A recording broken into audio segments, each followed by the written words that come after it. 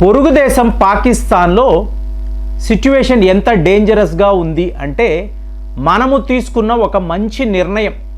మనము మన క్రికెట్ ప్లేయర్స్ను పాకిస్తాన్ పంపించము, ఇంకా ఇనాగరేషన్కి రోహిత్ శర్మ కూడా వెళ్ళరు అని చెప్పడము ఇవాళ అందరూ కూడా హర్షిస్తున్నారు. ఎందుకంటే మనం సేఫ్గా దుబాయ్లో ఆడతాము, మళ్ళీ భారత్ వచ్చేస్తాం. ఎందుకు ఇలా చెప్తున్నాను అంటే ఇవాళ ఈ ఛాంపియన్స్ ట్రోఫీలో పాలు పంచుకోవడానికి వచ్చిన ఇంటర్నేషనల్ ప్లేయర్స్ వీళ్లను ఏ నిమిషంలో అయినా మీకు ఇస్లామిక్ స్టేట్ ఆఫ్ ఖొరేషన్ ప్రావిన్స్ ఆఫ్ఘనిస్తాన్లో ఉండే ఒక తీవ్రవాద సంస్థ, సో వీళ్ళు కిడ్నాప్ చేసి మీకు ఎక్కడికో తీసుకువెళ్ళి ఒక ర్యాన్సమ్ అడిగే అవకాశాలు ఉన్నాయి. ఇది ఎవరు చెప్తున్నారు?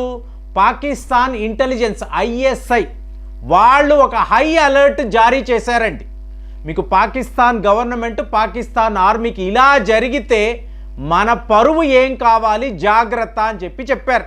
సో ఇప్పుడు ఈ తీవ్రవాదులు ఆల్రెడీ కరాచీ, రావల్పిండి, లాహోర్ లాంటి నగరాలకు వచ్చేసారు. వచ్చిన వాళ్ళు ఏం చేస్తున్నారు? ఈ పాకిస్తాన్లో ఉండే ఇంటర్నేషనల్ ఎయిర్పోర్ట్స్ ఉంటాయి చూసారా, అక్కడ రేకీ నిర్వహించడం. అంటే ఈ మ్యాచ్లు చూడడానికి విదేశాల్లో నుంచి టూరిజం పేరు మీద అరబు దేశాలు అలాగే తక్కిన దేశాల నుంచి వస్తూ ఉంటారు. వెస్టర్న్ కంట్రీస్ నుంచి కూడా కొంతమంది ధైర్యం చేసి వస్తారు. సో అలాగా మీకు ఎయిర్పోర్ట్స్, హోటల్స్, పోర్ట్లు ఇలాగా వీళ్ళు ఎక్కడెక్కడ తిరుగుతున్నారు, ఎంతమంది ఉన్నారు, వీళ్ళని ఎలా కిడ్నాప్ చేయాలి, ఇంకా చెప్పాలంటే పాకిస్తాన్లో ఈ నగరాల అవుట్స్కర్ట్స్లో కొన్ని ఇళ్లను అద్దెకు తీసుకొని కిడ్నాప్ చేసిన వెంటనే ఇక్కడికి తీసుకొచ్చి పెట్టడం. అంటే ఇక్కడ మీకు రిక్షాలు అనండి, లేదా ఆటో రిక్షాలు, స్కూటర్స్, అంతే. మీకు ఈ కార్లు కానివ్వండి, CC కెమెరాలు, ఇలాగ మీకు ఆర్మీ వ్యాన్లు ఏవి కూడా రాలేవు.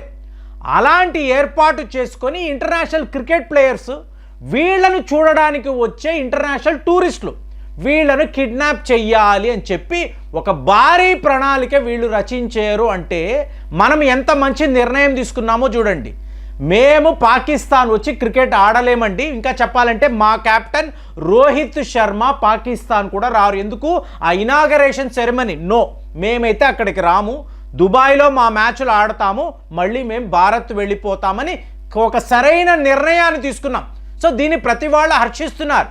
ఎందుకంటే ఇప్పుడు ఆల్రెడీ పాకిస్తాన్లో ఉండే ఒక న్యూజిలాండ్ అనండి, బంగ్లాదేశ్ అనండి, అలాగే మీకు తక్కిన ప్లేయర్స్ ఇప్పుడు వీళ్ళందరూ కూడా డేంజర్లో పడిపోయారు. ఏమండి ఇలా జరుగుతుందా అంటే 2009లో లాహోర్లో శ్రీలంక ప్లేయర్స్పై ఇదే జరిగిందండి. వాళ్ళ బస్సుల మీద కాల్పులు జరిపారు. వాళ్ళను కాపాడే ప్రయత్నంలో పోలీస్ ఆఫీసర్స్ ఎంతోమంది ప్రాణాలు విడిచారు. అంటే ఇంతకు ముందు జరిగింది, ఇవాళ కూడా జరగవచ్చు. జరిగింది అంటే అప్పుడు పరిస్థితి ఏంటి? ఈ టైంలో పాకిస్తాన్ యొక్క ప్రధానమంత్రి చాలా పెద్ద కామెడీ చేస్తున్నాడు. ఇతను డేరా గాజీ ఖాన్ అనబడే ఒక ప్రాంతానికి వెళ్ళాడు. అక్కడ ఒక ర్యాలీ, ఇది ఎక్కడ ఉంటుంది? పంజాబ్ ప్రావిన్స్లో ఉంటుంది. పాకిస్తాన్లో కూడా ఒక పంజాబ్ ఉంటుంది, అక్కడ ఒక ప్రావిన్స్, అక్కడ ఈ రాష్ట్రము, ఇక్కడ ఈయన ఈ గ్యాదరింగ్లో మాట్లాడుతున్నాడు. పంజాబ్ ప్రావిన్స్ అంటేనే ఇమ్రాన్ ఖాన్ యొక్క కంచుకోట అండి. విపరీతమైన ఫాలోయింగ్ ఉంటుంది. మీరు ఖైబర్ పఖ్తూన్ఖ్వా అనండి, అలాగే పాకిస్తాన్లో ఉండే పంజాబ్, ఇక్కడ ఇమ్రాన్ ఖాన్కి తిరుగు ఉండదు. సో ఇక్కడ ఇతనే గెలిచాడు.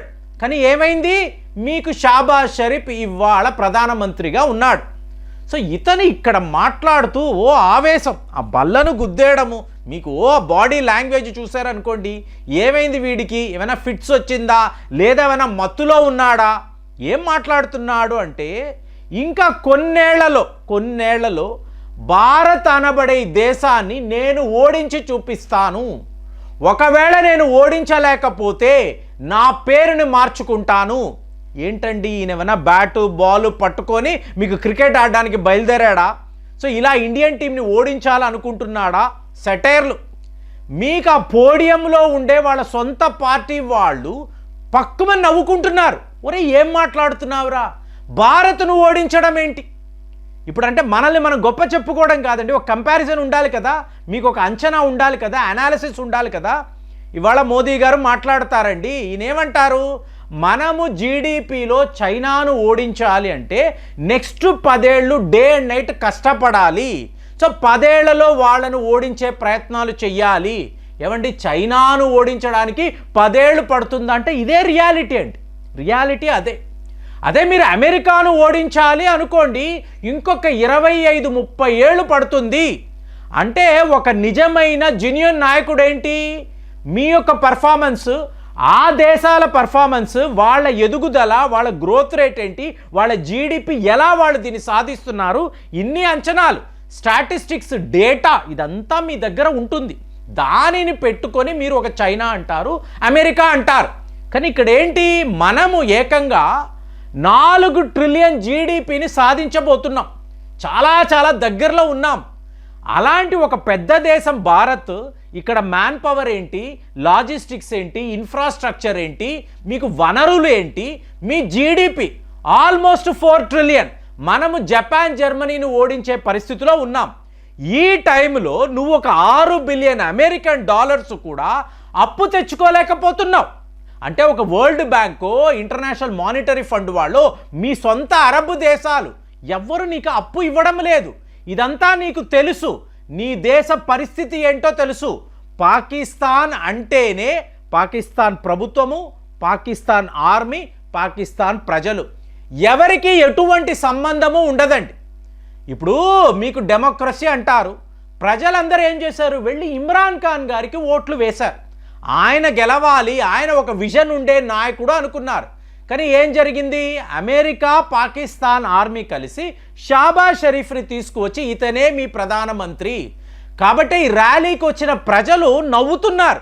అసలు ఏమైనా అర్థం ఉందా, భారత్తో మనల్ని కంపేర్ చేసుకోవడం ఏంటి, వాళ్ళను ఓడించడం ఏంటి, పేరు మార్చుకుంటానన్నావు కదా, పద ఒక లిస్టు తీద్దాము, కొత్త పేర్లు ఏమున్నాయో వెతుకు, నీకు తెలియదా, మేము చెప్తాము, అలా పేర్లు మార్చుకో. స్వయంగా పాకిస్తాన్ ప్రజలు చెప్తున్నారు. అంటే ఇతను ఎంత పిచ్చిగా మాట్లాడుతున్నాడని మనము ట్రోల్ చేయడం కాదండి. మీరు ఎక్స్ ప్లాట్ఫామ్లో చూసారనుకోండి, ఇతని ర్యాలీలో మాట్లాడిన విషయాలు మీకు ఆ వీడియో కనిపిస్తుంది. మీరు కింద కామెంట్స్ చూసారో అనుకోండి, మనము పెట్టడం కాదు ఫ్రెండ్స్, పాకిస్తాన్ ప్రజలే, మీకు పాకిస్తాన్ రాజకీయ నాయకులే. ఇదేమైనా అర్థము ఉందా, మనల్ని మనం భారత్తో కంపేర్ చేసుకోవడం ఏంటి? ఇదేనా ఒక క్రికెట్ మ్యాచ్ అనుకున్నావా, అక్కడ ఒక 11 ప్లేయర్స్, ఇక్కడ ఒక 11 ప్లేయర్స్, ఏదో కష్టపడి మేము భారత్ను ఓడించేస్తాం, అది కూడా చేయలేకపోయాము కదా, ఓడిపోయాం కదా. మరి ఇవాళ డైవర్ట్ చెయ్యాలని ఇలా పిచ్చి పిచ్చి వాగుతున్నావా ఏంటి? ఎకనామిక్స్లో అంటున్నాడు, డెవలప్మెంట్లో అంటున్నాడు. అసలు నీ దేశములో ఒక మంచి ఇండస్ట్రీ ఉందా, ఒక ఫ్యాక్టరీ ఉందా, ప్రజలకు ఉద్యోగాలు దాకా కాదండి, తినడానికి ఫుడ్ లేదు కదా, నీరు లేదు కదా, ఎలక్ట్రిసిటీ లేదు కదా, గంటలు ఇలా పవర్ కట్స్. ఇక్కడ తెలంగాణలో మనం ఒక గంట కరెంటు పోతే అయ్యో ఇంతకు ముందు లేదు, ఇప్పుడు ఏంటి బాధపడుతున్నాం కదా. మరి అలాంటిది 8 గంటల సేపు, 10 గంటల సేపు పవర్ కట్స్ అనుకోండి, ఆ దేశము ప్రగతిని సాధిస్తుందా? కానీ నువ్వేమంటున్నావు, ఒక బంగ్లాదేశ్తో కంపేర్ చేసుకో, మయన్మార్తో చేసుకో, శ్రీలంకతో మా పోటీ అను, ఏకంగా భారత్ లాంటి దేశముతో నువ్వు కంపేర్ చేసుకుంటే నీ పరిస్థితి ఏంటి? కాబట్టి ఒక ప్రధానమంత్రి స్థాయి వ్యక్తి ఎటువంటి మెచ్యూరిటీ లేదు, ఎటువంటి అనాలిటికల్ మైండ్ లేదు, అతనికి స్టాటిస్టిక్స్ ఏంటో తెలియదు. అలాంటి వాడు తనని తాను భారత్తో కంపేర్ చేసుకుంటున్నాడు. ఇప్పుడు విషయం అది కాదండి. ఇంటర్నేషనల్ ప్లేయర్స్ పాకిస్తాన్లో ఉన్నారు, వీళ్ళు క్రికెట్ ఆడుతున్నారు, వీళ్ళను మేము కిడ్నాప్ చేయబోతున్నాము, తీసుకొని వెళ్ళిపోతాము, మీరు ఏం చెయ్యగలరు అని చెప్పి మీకు ఇస్లామిక్ స్టేట్ తీవ్రవాదులు పాకిస్తాన్కి ఒక వార్నింగ్ ఇస్తున్నారు. పాకిస్తాన్ ఆర్మీ నువ్వు ఏం పీకగలవు మమ్మల్ని అని చెప్పి క్లియర్గా చెప్పి ఇవాళ రేకీ నిర్వహిస్తున్నారండి. వాళ్ళు ఎక్కడ పడితే అక్కడ తిరుగుతున్నారు. వాళ్ళని మీరు మానిటర్ చేయలేరు, కంట్రోల్ చేయలేరు. ఒకవేళ యుద్ధము అన్నా కూడా వాళ్ళతో మీరు నిలబడలేరు. తాలిబాన్ పాకిస్తాన్పై యుద్ధము అంటే సకానికి సగం పాకిస్తాన్ సైనికులు తాలిబాన్తో కలిసిపోతారు, వాళ్ళకి వ్యతిరేకంగా యుద్ధమే చెయ్యరు. అలాంటి ఒక పరిస్థితి పాకిస్తాన్లో ఉన్నప్పుడు ఇదేదో క్రికెట్ మ్యాచ్ అన్నట్టుగా షాబాజ్ షరీఫ్ మాట్లాడడము, భారత్ను ఓడిస్తాను లేకపోతే నేను నా పేరును మార్చుకుంటాను అంటే, నువ్వు కొత్త పేర్లు వెతుక్కొని పేరు మార్చుకో, ఇప్పుడే చెయ్యి, రేపు 2 ఏళ్ల తర్వాత కాదు, డూ ఇట్ రైట్ నౌ అని చెప్పి పాకిస్తాన్ ప్రజలు అంటున్నారు. అంటే షాబాజ్ షరీఫ్ అనబడే కామెడీ యాక్టర్ ఇతనిని మీరు ఎలా చూస్తున్నారు కామెంట్స్లో రాయండి. మళ్ళీ వచ్చే వీడియోలో కలుద్దాం. జై హింద్.